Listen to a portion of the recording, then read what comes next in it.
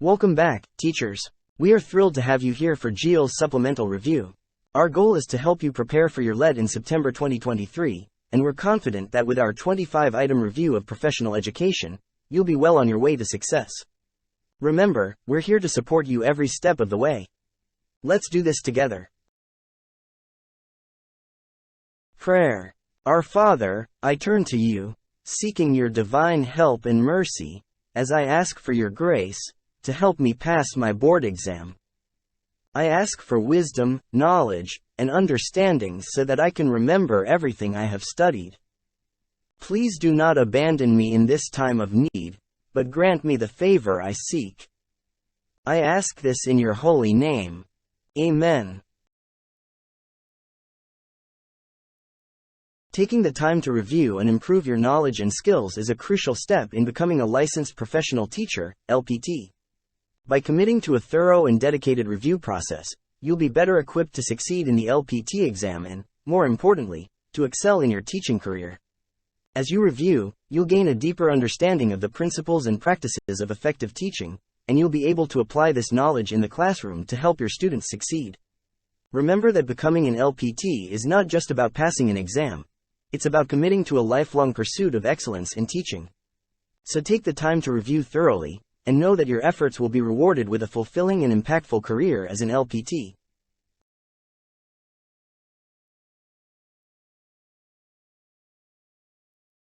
As a teacher preparing for the board exam, you know how important it is to have access to high-quality resources and support.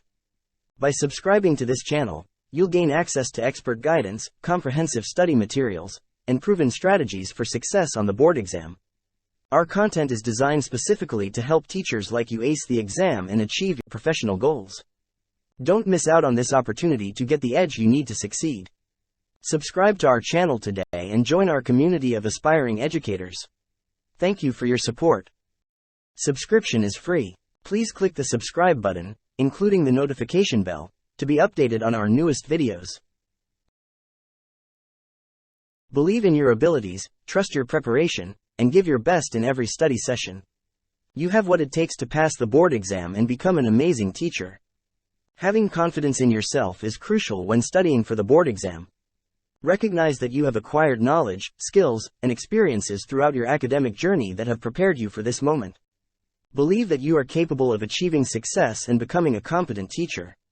Trust the time and effort you have invested in studying and preparing for the exam. Reflect on the hours you have spent learning and reviewing the content, practicing exam-style questions, and seeking additional resources. Trust that your preparation has equipped you with the necessary tools to tackle the exam confidently. Approach each study session with a commitment to giving your utmost effort. Be present, engaged, and focused during your study sessions. Set specific goals, create a study plan, and hold yourself accountable to make the most of your study time. Dedicate yourself to understanding the concepts, mastering the material, and practicing problem solving.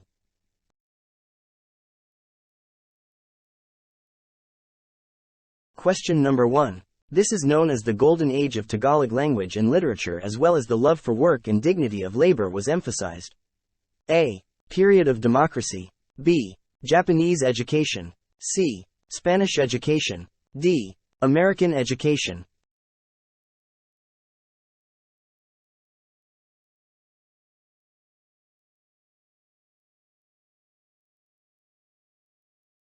This is known as the golden age of Tagalog language and literature, as well as the love for work and dignity of labor was emphasized.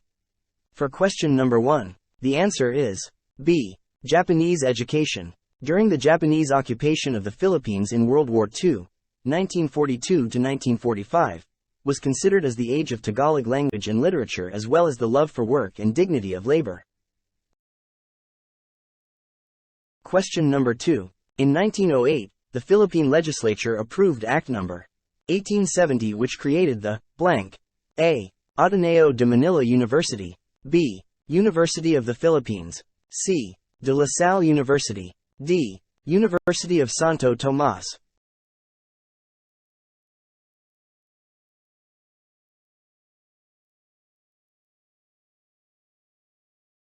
In 1908, the Philippine Legislature approved Act No. 1870, which created the blank. For question number 2, The answer is B. University of the Philippines. The UP is the National University of the Philippines and is known for its excellence in various fields of study. It is a public research university with several campuses located throughout the country. The establishment of the University of the Philippines marked a significant milestone in the development of higher education in the Philippines.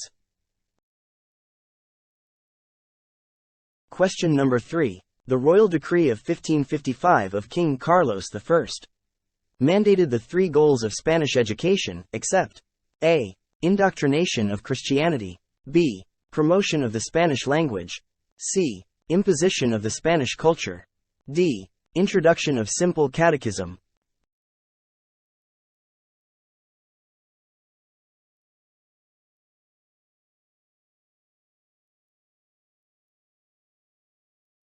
The Royal Decree of 1555 of King Carlos I mandated the three goals of Spanish education, except. For question number 3, the answer is D. Introduction of simple catechism. The Royal Decree of 1555 of King Carlos I did mandate three goals of Spanish education in the Philippines. These goals were A. Indoctrination of Christianity, B. Promotion of the Spanish language, C. Imposition of the Spanish culture. The decree aimed to propagate the Catholic faith, spread the Spanish language, and enforce Spanish cultural norms and practices among the Filipino population. However, the introduction of a simple catechism is not specifically mentioned as one of the goals outlined in the decree. Question number 4. During this period education is informal, functional, and communal. A. Pre-Hispanic education, B. Spanish education, C. American education, D. Japanese education.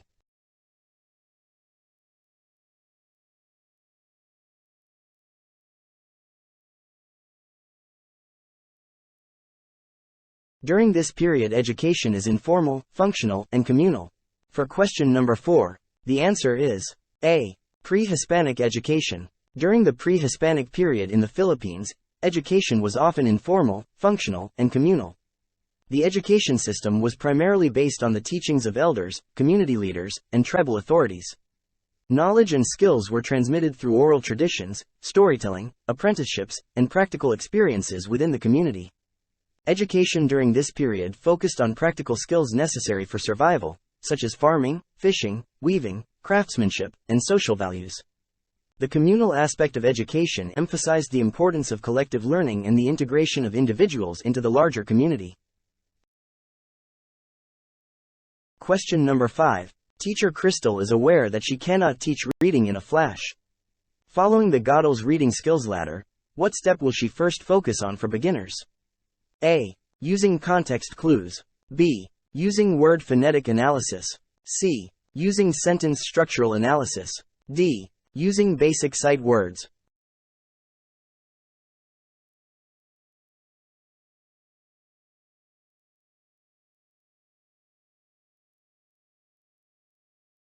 According to Goddel's reading skills ladder, when teaching reading to beginners, the first step that teacher Kristel would focus on is D. Using basic sight words.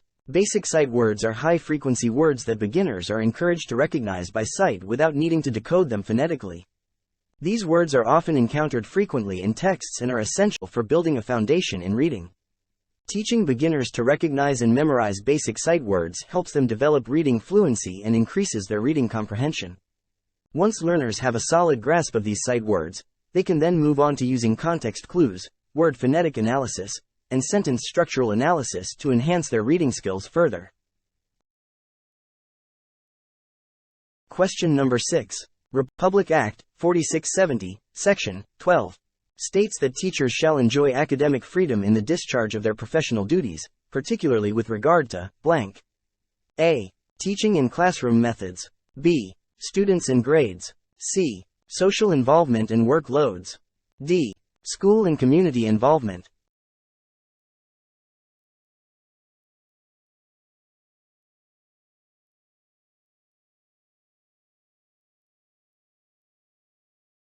Republic Act 4670, Section 12, states that teachers shall enjoy academic freedom in the discharge of their professional duties, particularly with regard to blank.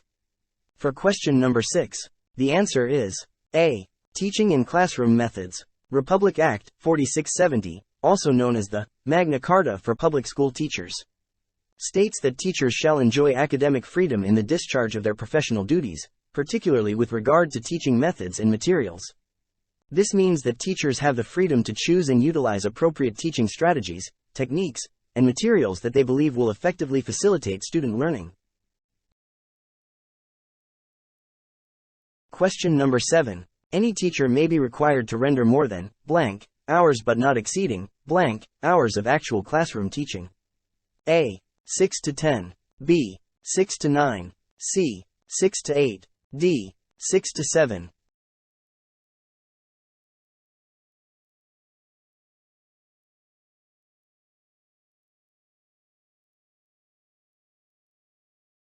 According to Section 12 of Republic Act No. 4670, the Magna Carta for public school teachers, teachers may be required to render more than 6 hours but not exceeding 8 hours of actual classroom teaching. Therefore, the correct answer is option C, 6 to 8.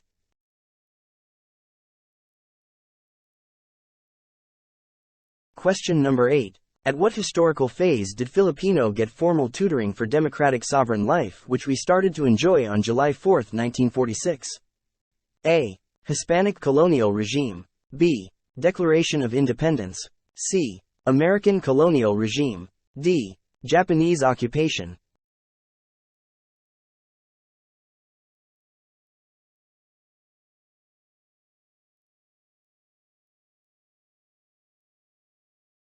At what historical phase did Filipino get formal tutoring for democratic sovereign life, which we started to enjoy on July 4, 1946? For question number 8, the answer is C. American colonial regime. During this period, which lasted from 1898 to 1946, the United States governed the Philippines and introduced various reforms and educational initiatives aimed at preparing Filipinos for self-governance and democratic principles. The formal tutoring and education provided during this time played a significant role in shaping the future of the Philippines as an independent nation. Question number 9. Which of the following situations shows technology engaging learners in active, constructive, intentional, authentic and cooperative learning? A. Discovery activity in intense group research. B. Surfing internet information sites. C. Collecting materials from the web. D. Posting messages, photos in Facebook.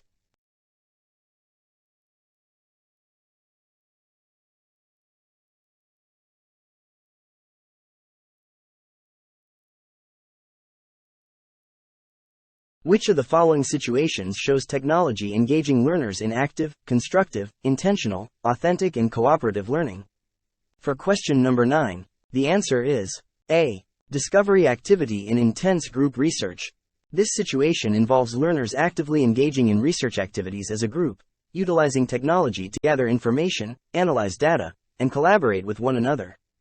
It promotes active participation, constructive learning through exploration and discovery, intentional learning goals, authentic application of knowledge, and cooperative learning through group work.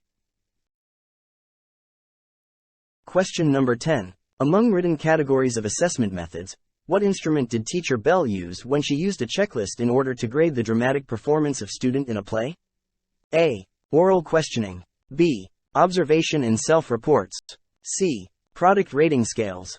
D. Performance test.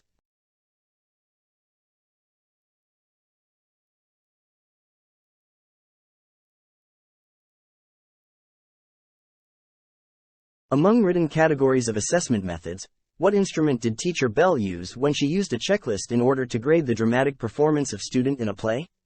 In the given scenario, when teacher Belle used a checklist to grade the dramatic performance of a student in a play, she utilized an assessment instrument known as D. Performance test. A performance test assesses a student's ability to demonstrate specific skills or competencies through a practical application, such as a dramatic performance in this case.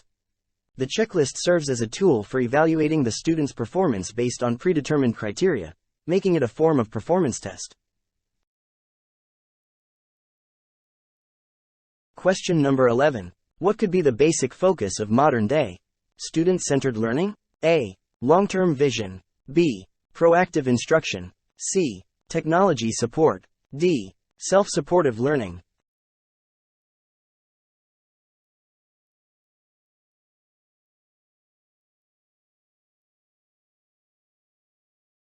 The basic focus of modern-day student-centered learning is D. Self-supportive learning. Student-centered learning places the learner at the center of the educational experience, emphasizing their active involvement, engagement, and responsibility for their own learning. It shifts the traditional teacher-centered approach to one that empowers students to take ownership of their learning process. In student-centered learning, students are encouraged to set their own learning goals, explore topics of interest, and collaborate with peers. They are given opportunities to think critically, solve problems, and apply their knowledge in real-world contexts.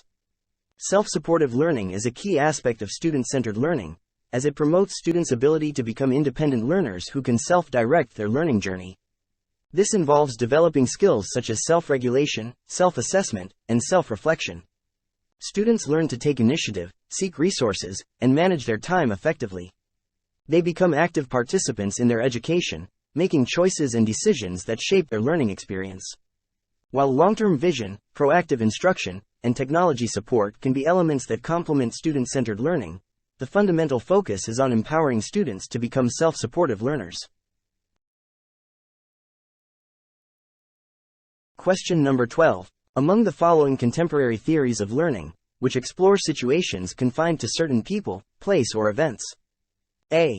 Ecological psychology. B. Case-based reasoning. C. Constructivism. D. Social cognition.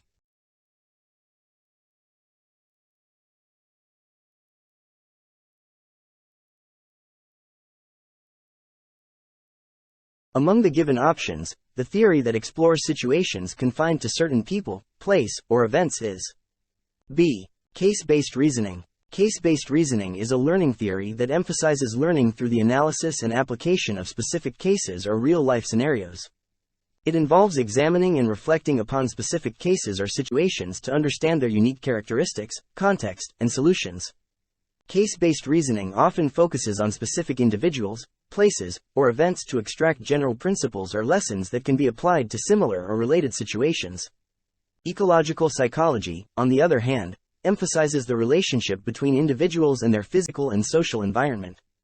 Constructivism is a learning theory that emphasizes learners' active construction of knowledge through their experiences and interactions with the environment. Social cognition focuses on how individuals process, store, and apply social information.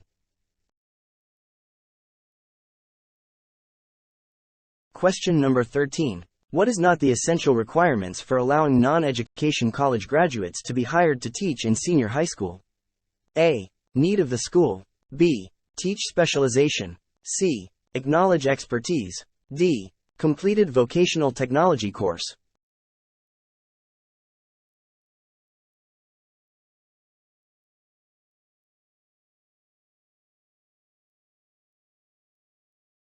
What is not the essential requirements for allowing non-education college graduates to be hired to teach in senior high school? For question number 13, the answer is A. Need of the school. Question number 14. According to Piaget's theory of cognitive development, children in the pre-operational stage are egocentric in thinking. One should therefore understand why a 3-year-old, blank, 1. Assumes that others see, hear and feel exactly the same as he does. 2. Is unable to see other people's point of view. 3. Expects everyone to pay attention to him. A. 1, 2, and 3. B. 1 only. C. 1 and 2. D. 2 only.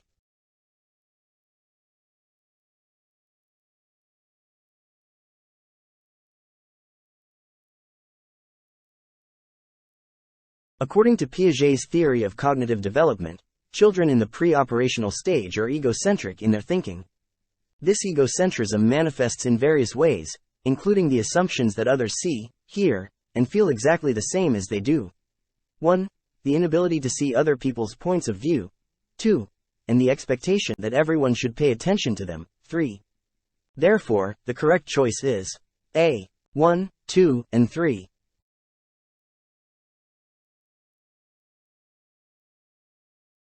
Question number 15. Which of the following can be classified as a terminal learning outcome?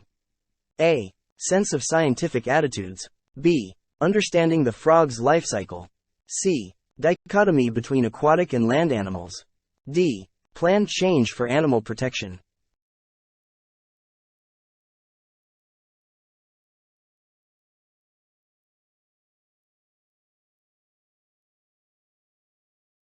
Which of the following can be classified as a terminal learning outcome?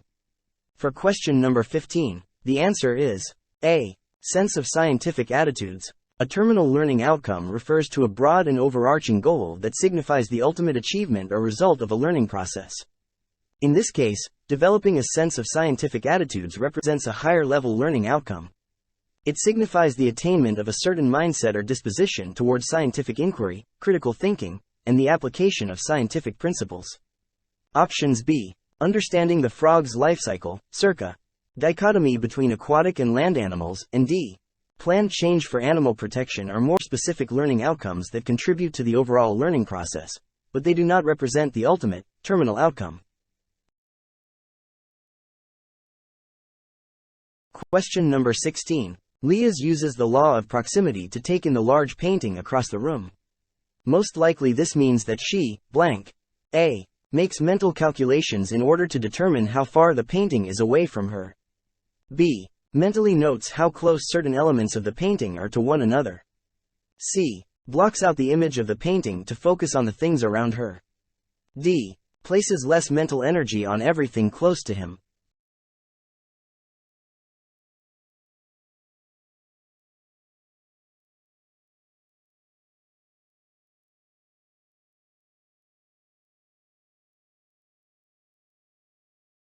Leah uses the law of proximity to take in the large painting across the room. Most likely this means that she, blank. For question number 16, the answer is B. Mentally notes how close certain elements of the painting are to one another. The law of proximity is a principle of visual perception that states that objects or elements that are close to each other tend to be perceived as a group or related to each other. In the context of the large painting across the room, Leah is likely using the law of proximity to mentally note how certain elements within the painting are grouped together or how close they are in relation to each other. This helps her perceive and understand the composition and organization of the painting. Question number 17. Self-actualization is thought to be a key motivating factor in blank. A. Social psychology. B. Humanistic psychology. C. Cognitive psychology. D. Emotional psychology.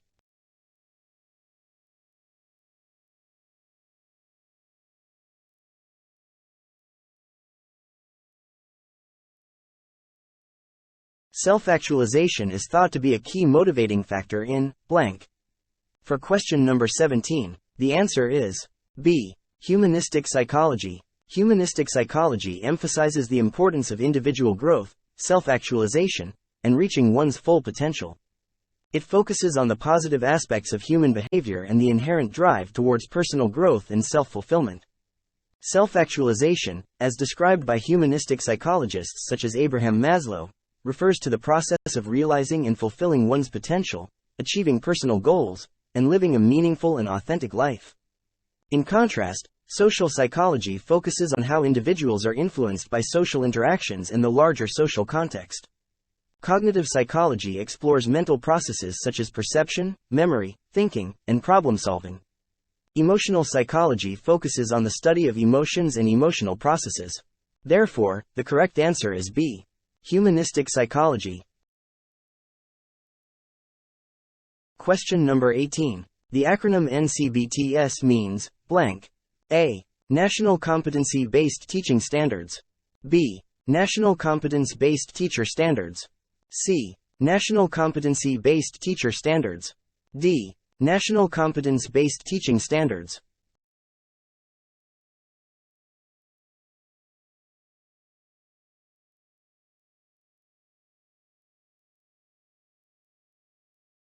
The acronym NCBTS stands for C. National Competency-Based Teacher Standards. NCBTS refers to the set of standards developed by the Philippine National Board for Professional Teaching Standards, NBPTS, to define the competencies and expectations for teachers in the Philippines. These standards serve as a guide for teacher education, professional development, and performance evaluation. They outline the knowledge, skills, and attitudes that teachers should possess to effectively fulfill their roles in the education system. Question number 19. Are vocational teachers required a professional license? A. Yes. B. No. C. Only if they teach in the TESDA. D. Only if they don't have any experience.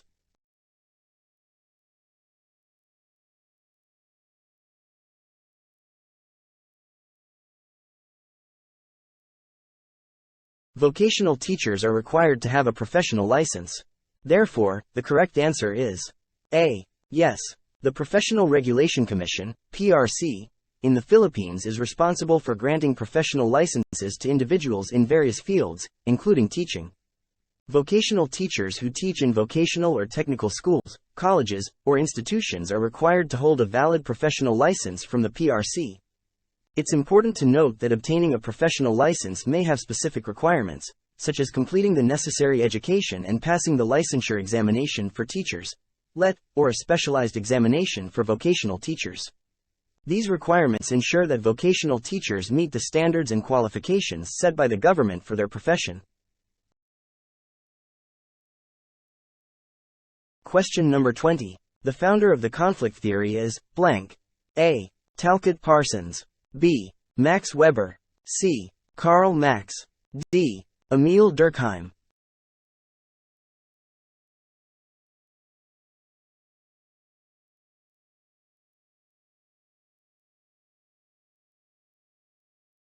The founder of the conflict theory is C. Karl Marx. Karl Marx, a German philosopher, economist, and sociologist, is credited with developing the conflict theory. He believed that conflicts between social classes, particularly the struggle between the bourgeoisie, owners of the means of production, and the proletariat, working class, were the driving force behind societal change. According to Marx, social institutions and structures are shaped by the dynamics of power, domination, and inequality. A. Talcott Parsons. Talcott Parsons was an American sociologist who is associated with the theory of structural functionalism. He focused on understanding how social systems maintain stability and equilibrium through the interrelatedness of various social institutions and their functions. Parsons emphasized the importance of social order, equilibrium, and the integration of different parts of society. B. Max Weber. Max Weber was a German sociologist, philosopher, and political economist. He is known for his contributions to understanding social action, social stratification, and the rationalization of society. Weber emphasized the influence of culture, ideas, and values on social behavior and believed that individuals' subjective interpretations and motivations play a significant role in shaping social phenomena. D. Emil Durkheim. Emil Durkheim was a French sociologist and is often referred to as the father of sociology. He is known for his study of social integration, social solidarity, and the effects of social structures on individuals. Durkheim's work focused on understanding social facts, social order, and the influence of social forces on individuals' behavior and collective consciousness.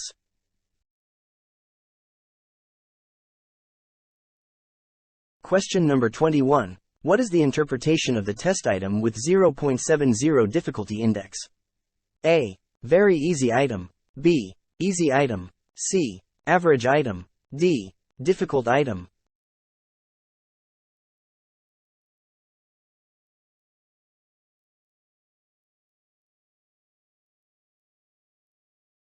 The interpretation of a test item with a 0.70 difficulty index is C. Average item. The difficulty index is a statistic used in test analysis to determine the proportion of examinees who answered an item correctly.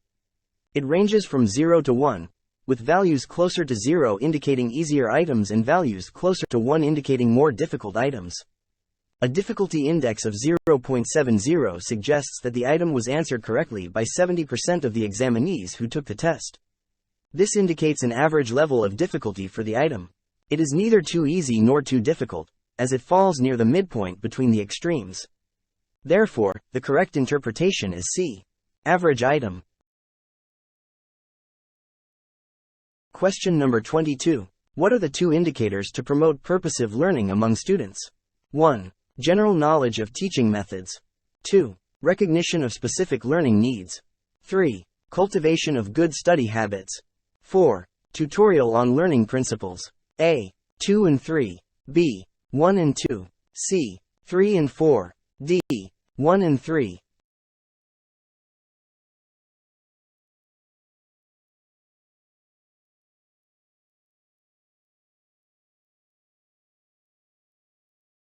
The two indicators to promote purposive learning among students are 2. Recognition of specific learning needs, and 3. Cultivation of good study habits.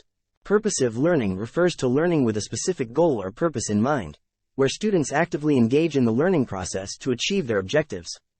The indicators listed above align with this concept. Recognition of specific learning needs, Indicator 2, involves students being aware of their individual learning strengths, weaknesses, and preferences. By recognizing their specific learning needs, students can make informed decisions about how to approach their learning and tailor their strategies accordingly. Cultivation of good study habits, Indicator 3, refers to the development of effective study routines, time management skills, and self-discipline. Having good study habits helps students to focus, organize their learning materials, and maximize their learning potential. Therefore, the correct answer is A. 2 and 3. Question number 23. What is the best antidote that can anticipate unruly student in the class? A. Threats the unruly student. B. Punish them by standing the whole class. C. Spelled out rules on discipline. D. Let the unruly student what she doing.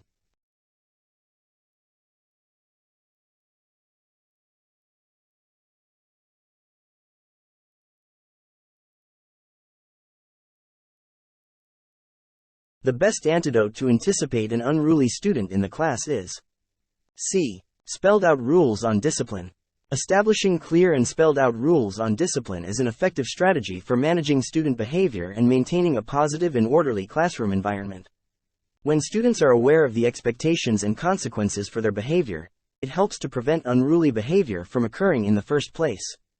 Threats and punishment, options A and B, are generally not effective long-term solutions as they may create a negative and hostile classroom atmosphere. These approaches do not address the underlying issues causing the student's unruly behavior and may lead to further resistance or disruption.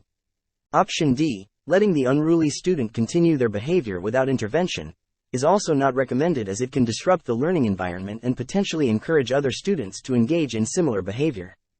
Therefore, the best approach is to have clear and communicated rules on discipline, which can help prevent and address unruly behavior in a proactive and fair manner. Question number 24. In research, the size of the population group is typically blank to the size of its sample group. A. Greater than. B. Less than. C. Equal. D. Not directly related.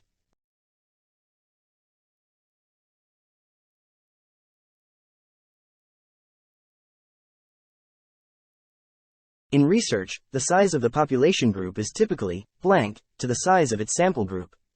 For question number 24, the answer is A. Greater than. In research, the terms population group and sample group refer to different sets of individuals involved in a study. Here are their definitions. Population group.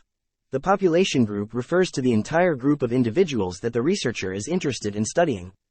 It represents the larger group or target population from which the researcher wants to draw conclusions. The population group could be a specific demographic, such as all adults in a country, all students in a school, or all patients with a particular medical condition. The size of the population group represents the total number of individuals in this defined population. Sample group. The sample group, on the other hand, is a smaller subset of the population group that is actually selected for the research study. It is a representative subset of individuals from the larger population group that the researcher uses to gather data and make inferences about the entire population. The size of the sample group represents the number of individuals included in the study sample. Researchers often use sampling techniques to select the sample group in a way that provides a representative and unbiased representation of the population group. The goal is to study the sample group and then generalize the findings to make conclusions about the larger population. It's important to note that the size of the sample group is typically smaller than the size of the population group due to practical constraints, such as time, resources, and feasibility. However, the sample group should be large enough to provide valid and reliable results that can be generalized to the population group with a certain level of confidence.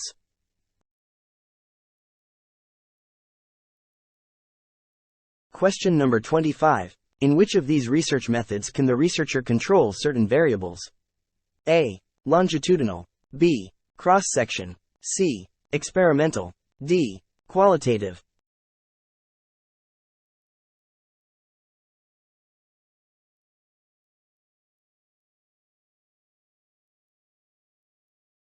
The research method in which the researcher can control certain variables is C. Experimental. In experimental research, the researcher manipulates or controls certain variables to observe their effects on other variables.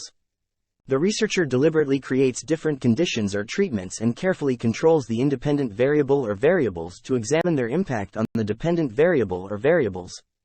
By controlling variables, the researcher aims to establish cause and effect relationships between variables. A. Longitudinal study. A longitudinal study is a research method that involves collecting data from the same individuals or subjects over an extended period.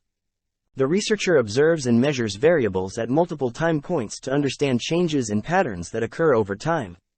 Longitudinal studies are useful for examining long-term trends, developmental processes, and the effects of time on variables of interest. By following the same participants over time, researchers can analyze individual level changes and make inferences about the population. B. Cross-sectional study. A cross-sectional study is a research method that collects data from a diverse group of individuals at a specific point in time. In a cross-sectional study, the researcher does not follow the participants over time but instead gathers information from different individuals representing different groups or populations. The objective is to capture a snapshot of the population's characteristics, behaviors, or attitudes at a particular moment. Cross-sectional studies are commonly used to examine prevalence rates, associations between variables, and population-level differences. D. Qualitative research is a research approach that aims to explore and understand phenomena in their natural settings. While qualitative research involves in-depth exploration of various factors and perspectives, it typically does not involve the same level of control over variables as experimental research. Thank you for watching Giel's lead review. I hope they've been helpful in your exam preparation. Remember that success in the lead requires consistency and dedication, so I encourage you to come back for more videos to help you stay on track with your studies. Be sure to hit the subscribe button and turn on notifications so you don't miss any new videos. My goal is to provide you with high-quality content that helps you feel confident and prepared for the exam. So, let's work together towards your success in the lead. Keep studying hard and I'll see you in the next video.